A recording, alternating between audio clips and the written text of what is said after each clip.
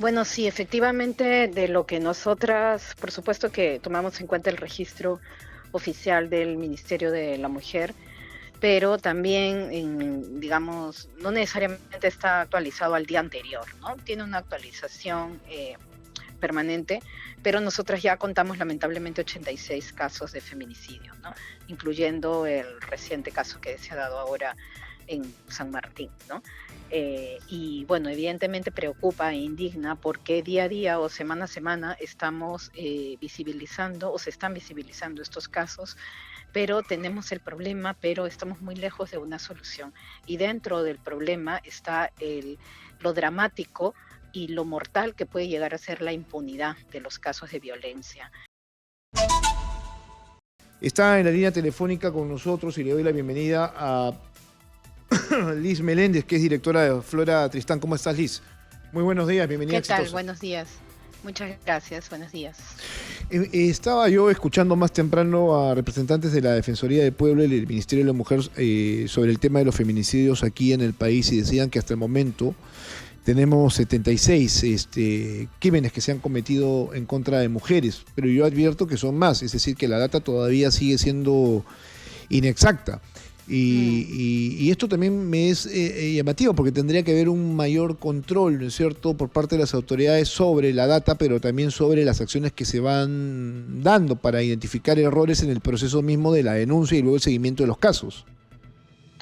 Bueno, sí, efectivamente, de lo que nosotras, por supuesto que tomamos en cuenta el registro oficial del Ministerio de la Mujer, pero también, digamos, no necesariamente está actualizado al día anterior, ¿no? Tiene una actualización permanente, pero nosotras ya contamos lamentablemente 86 casos de feminicidio, ¿no? Incluyendo el reciente caso que se ha dado ahora en San Martín, ¿no? Y bueno, evidentemente preocupa e indigna porque día a día o semana a semana estamos visibilizando o se están visibilizando estos casos, pero tenemos el problema, pero estamos muy lejos de una solución. Y dentro del problema está lo dramático y lo mortal que puede llegar a ser la impunidad de los casos de violencia. Ujú. Tanto porque muchas mujeres denuncian previamente los hechos de violencia, y no necesariamente encuentran adecuadas medidas de protección de parte del Estado que les permita, ¿no? Digamos, escapar de una situación tan definitiva como es un feminicidio, ¿no? Y este es el caso que ha sucedido recientemente, pero a la vez este es el caso que rodea, esta es la situación, mejor dicho, que rodea muchísimos casos de violencia contra las mujeres y niñas. Recordemos, por ejemplo, el caso lamentable de hace un par de semanas o menos de la adolescente que, digamos, fue golpeada y luego su pequeña fue violentada sexualmente y finalmente murió, lo que significa que es un feminicidio. También el agresor había violado a la madre previamente y estaba en una situación de impunidad. Y entonces la impunidad finalmente, que es uno de los grandes problemas que tiene nuestro país alrededor de la violencia hacia las mujeres, termina siendo una de las principales trampas, porque cada agresor impune es concretamente un riesgo para otras mujeres y niñas. Bueno, esto de la impunidad es a todo nivel. Yo siempre señalo que el país es justamente eso, un país de impunidad donde la justicia ya ni siquiera es que tarde, sino que nunca llega en muchos casos, ¿no? Que Ujú. termina justamente con la vida de muchas personas. Lo que sigue siendo también un gran problema es que a pesar de que las mujeres ya están más concientizadas respecto al tema de la denuncia, sean las autoridades finalmente las que les terminen dando la espalda, ¿no? Y hacer un control mayor respecto a quienes son finalmente sus agresores, ¿no? Que a la larga quedan libres, ¿no? A la expectativa de buscar un momento para generar, si no es una agresión verbal, física, hasta la muerte.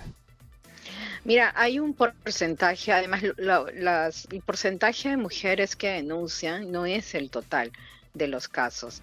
Según las estadísticas, cerca del 30% de mujeres denuncian. Entonces, lo que tenemos en realidad de denuncias es el 30% de todo lo que sucede. ¿Y por qué las mujeres no denuncian? Cuando se pregunta, entre las razones está por la sensación de que no va a pasar nada, que tiene Ujú. que ver con esta permanencia de ver la impunidad. La impunidad no tiene solamente un efecto sobre dejar un agresor suelto y que significa que va a atacar a otras mujeres, sino que además envía un mensaje de desprotección, envía un mensaje de permisividad frente a la violencia que evidentemente hace que tengamos una sensación de que el Estado pues no va a hacer nada frente a estos casos. Y en realidad se ha trabajado durante muchos años para que esto cambie, Claro. pero sí creo que estamos en un contexto de retrocesos en donde se está despriorizando la lucha contra la violencia hacia las mujeres y niñas. De hecho, hace poco el Perú rindió el examen periódico universal ante las Naciones Unidas, y una de las recomendaciones que brinda las Naciones Unidas es que se genere una política contra la violencia de género, y esta recomendación ha sido rechazada por el Estado peruano cuando esto era algo que ya venía siendo, digamos, pensado como una medida para tener una política Bueno, específica que pueda dotar de mejores condiciones presupuestales y de mejores condiciones operativas para la gestión de este problema a nivel del Estado, ¿no? bueno, Entonces, esto obviamente es parte de un país que no tiene a este problema como una prioridad, ¿no es cierto? Que además goza sí, o tiene autoridades que rondan el nivel de la estupidez, ¿no es cierto? Como en el caso de José Balcázar, que asume como congresista, entre comillas, que en algún momento afirmó que las relaciones sexuales en menores no generan ninguna consecuencia traumática. Lo que hoy es que no tienen el más sí. mínimo nivel ni idea de cómo es que se puede abordar este problema en diferentes tipos de aspectos, ¿no?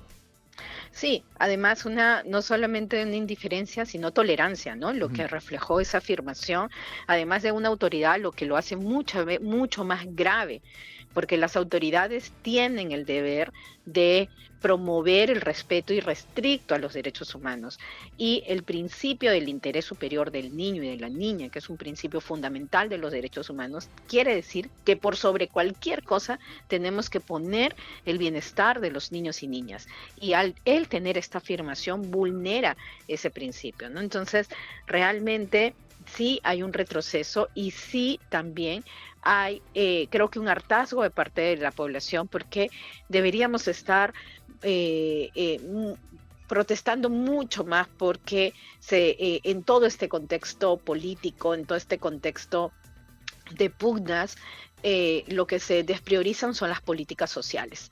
Tenemos los servicios sociales completamente debilitados, ya venían debilitados producto de la pandemia, pero además no es que antes eran una maravilla. Entonces, estamos arrastrando una situación de precariedad de los servicios que tiene que brindar el Estado, que finalmente impactan en la vida real de las personas y en la vida de las personas, de sus entornos, en la violencia contra las mujeres, en la violencia contra otras poblaciones vulnerables también, ¿no? Entonces, sí es necesario denunciar mucho más. Es Exitosa. inaudito que una mujer denuncie tantas veces y que finalmente termine asesinada. ¿Qué es lo que sucede en la realidad? A las mujeres les terminan haciendo caso cuando ya están muertas, y eso es justamente a lo que no se tiene que llegar, ¿no? Fíjate que yo escuchaba al representante del Ministerio de la Mujer más temprano del programa Aurora, y decía de que el mayor problema también radica en que no hay una coordinación entre todos los involucrados, que eso se ha perdido. Yo me preguntaba, pero a ver, no entiendo por qué es que se ha perdido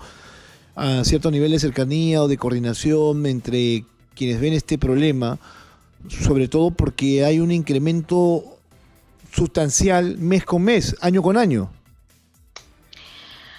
Lo que pasa es que existen protocolos de actuación conjunta, ¿no? Que, digamos, surgen a partir de la ley 30364, que es la ley contra la violencia hacia las mujeres y los integrantes del grupo familiar.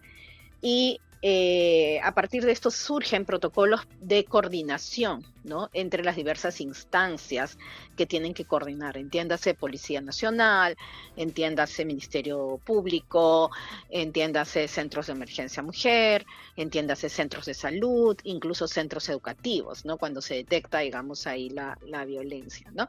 El problema es que, y como lo he dicho anteriormente, en nuestro país el problema no son necesariamente las normas que todavía existen, salvo el interés de debilitarlas, sino la implementación de estas normas, cuánto realmente los operadores de servicios conocen los protocolos y cuánto realmente los diferentes sectores involucrados en la ruta para atender la violencia se involucran. Porque a veces cuando pensamos en la violencia hacia las mujeres, todos digamos, dirigimos nuestra atención al Ministerio de la Mujer y por supuesto que tiene un rol y por supuesto que los servicios del programa Aurora están debilitados, pero también hay otras entidades que tienen que ver. Está la Policía Nacional, está el Ministerio Público, el mismo sistema de justicia que finalmente el Poder Judicial quien deja finalmente impunes cuando el proceso llega a esta instancia, ¿no? Algunos casos, los casos, ¿no? Entonces hay todo un conjunto de actores que tienen que estar involucrados, que no se trata solamente de un sector. No le quiero quitar responsabilidad al MIN, que creo que debe tener una actitud mucho más proactiva para mejorar los servicios. Pero la verdad también es cierto que otros sectores necesitan ser fortalecidos para entablar una adecuada coordinación, ¿no? La Policía Nacional, por ejemplo, muchas veces para dar seguimiento a las medidas de protección, la Policía Nacional no tiene los recursos para dar las medidas, el seguimiento, ¿no? Entonces, a veces no necesariamente pasa por la intención de una persona concreta que está en ese momento en una comisaría o dedicado a esta medida de protección, sino también por los recursos que se dotan, y ahí, por supuesto, vamos a ir a discusiones mucho más claro, pero sin recursos, ¿cómo se puede uno sentir seguro? Digo, o sea, ¿cómo una mujer puede confiar? O sea, quiero tratar de entender todo el problema hasta este momento, ¿no? Una mujer sin recursos, víctima de agresión y violencia, nunca va a encontrar seguridad o tranquilidad en su vida. A eso quiero llegar. Creo que hemos perdido la comunicación con Liz Meléndez, representante de Flora Tristán. Creo que es un problema sustancial el que estamos tocando en estos momentos y que debe generarnos un mayor nivel de atención hasta este momento. Ahora, este no es un problema solamente del Perú, es un problema de prácticamente todo el mundo. En Europa siguen combatiendo contra el machismo y el feminicidio. En Madrid hay campañas asociadas a este tema de manera constante y sostenida. En el Perú también están.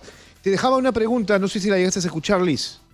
No, se cortó. Sí, bueno, no, te decía, ¿cómo es que una mujer, ¿no es cierto?, puede encontrar real seguridad sin que el sistema tenga el presupuesto que se necesita para poder hacer no solamente trabajo de seguimiento, sino de protección? Perdona, ¿me puedes volver a hacer la pregunta? Sí, te decía de cómo una mujer se puede sentir segura si el sistema no tiene el mínimo presupuesto para dar, por ejemplo, atención, seguimiento y luego protección. No se puede sentir segura. Entonces, lo que tenemos son las cifras lamentables de mujeres que han sido asesinadas y previamente han denunciado. De hecho, las estadísticas señalan que el 58% de mujeres asesinadas sufría previamente violencia, ¿no? Esto significa que ya había un antecedente de violencia reportado, digamos, ante las autoridades o ante alguna instancia, digamos, vinculada al Estado. Entonces, lo que sucede es que se está desprotegiendo a las mujeres y se les cree que sufren violencia o se valora el riesgo ya cuando están a punto de ser asesinadas, ¿no? Hay también un entrampamiento en la valoración del riesgo, ¿no? Porque todo hecho de violencia es un riesgo para sufrir una situación de feminicidio. Entonces, creo que hay que mejorar muchísimo el tema y cómo valoramos el riesgo en el que se encuentran las mujeres. El contexto en el que vivimos es un contexto de riesgo para las mujeres y las niñas, ¿no? Por eso es que cuando una mujer, por ejemplo, desaparece, lo que se le pide a las autoridades es que actúen previendo un posible feminicidio o una situación de violencia sexual, porque hay un contexto de riesgo sobre el que se tiene que actuar. Y no se está actuando. y lamentablemente en los últimos años esto se ha agravado mucho más. Uno, es cierto, producto de la pandemia, en donde todos los problemas se agravaron, pero también y cuando ya no, digamos, estamos en la emergencia sanitaria, por la dejadez de las autoridades y el despriorizar por pensamientos conservadores, no solamente conservadores, que eso es lo de menos, completamente antiderechos y en colocar como un problema menor una situación trágica que afecta día a día a miles de mujeres, ¿no? Y niñas. Y cuando hablamos de mujeres en todas las etapas de sus vidas, mujeres adultas, jóvenes, niñas, adultas mayores. Es decir, hay un problema que atender. Nosotras estamos muy preocupadas de que se haya rechazado la recomendación de Naciones Unidas de tener una política nacional contra la violencia, ¿no? Porque creemos que es una forma en que realmente el Estado puede ordenar la política pública orientada a este problema, pero no se quiere priorizar. Yo no sé qué van a decir el 28 de julio en el mensaje presidencial, pero evidentemente habrá que estar atentos y atentas porque este es un problema que está completamente despriorizado. Tendría que haber un mensaje mayor en ese aspecto, teniendo en cuenta que Dina Boluarte es la primera presidenta mujer del país. Ahí creo que tendría que ser mucho más sustanciosa, ¿no? Ya para ser más directos. Lamentablemente, y yo lo voy a decir lamentablemente porque soy una persona que defiende la participación política de las mujeres, ¿no? Pero lamentablemente no necesariamente el hecho de que sea mujer es una garantía para el respeto a los derechos humanos, como lo ha demostrado, y tampoco para impulsar temas de derechos de las mujeres. Exitosa. No está impulsando nada de eso. Entonces, más bien está permitiendo una serie de retrocesos, por lo cual es realmente lamentable al efectivamente ser la primera mujer presidenta, ¿no? Bien, Liz, muchas gracias. Un fuerte abrazo. Estamos en comunicación.